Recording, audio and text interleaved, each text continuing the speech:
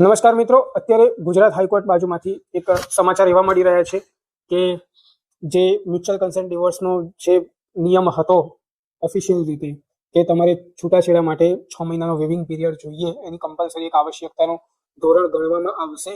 તો હાલના એવા સમાચાર પ્રાપ્ત થઈ રહ્યા છે કે કંઈક એવું ન્યૂઝ છે કે હવેથી એ કમ્પલસરી ગણાશે નહીં. હાલાકી આની ઉપર ભૂતકાળમાં પણ જજમેન્ટ આવી ગયેલા છે ગુજરાત હાઈકોર્ટ તરફથી જ કે તમારે વેવિંગ પીરિયડ એટલો કમ્પલસરી નથી છૂટાછેડા માટે.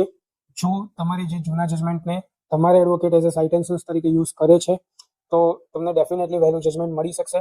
પણ આ વિડીયો એટલા માટે બનાવવાની જરૂર છે કે આવો નિયમ આવ્યો છે એની અંદર સામાન્ય વ્યક્તિ ક્યાંક એ વસ્તુને નોટરી ડાયવોર્સની અંદર અર્થઘટન ના કરી નાખતા અને એવું ના વિચારતા કે 6 મહિના હવે નહીં લાગે અને એક જ દિવસમાં કે એક જ કલાકમાં મળી જાય છે અને 100 જગ્યાએ તમને કોઈક નોટરી કરી આપવાની સલાહ આપીને કે લઈને 5-25 હજાર લઈ જાય તમારી જોડે, જે નોટરી ડાયવોર્સ એકચ્યુઅલીમાં ક્યાંય વેલિડ ગણાતા નથી.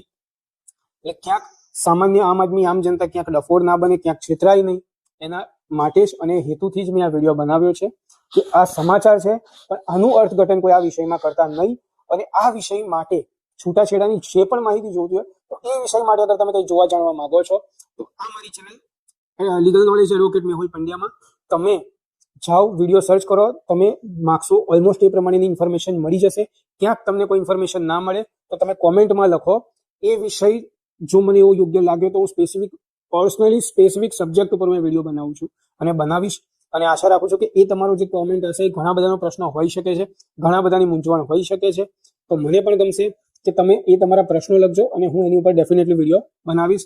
એ સાથે હું આ વિડીયોને પૂર્ણ વિરામ આપું છું. જય હિન્દ, જય ભારત, જય સંવિધાન.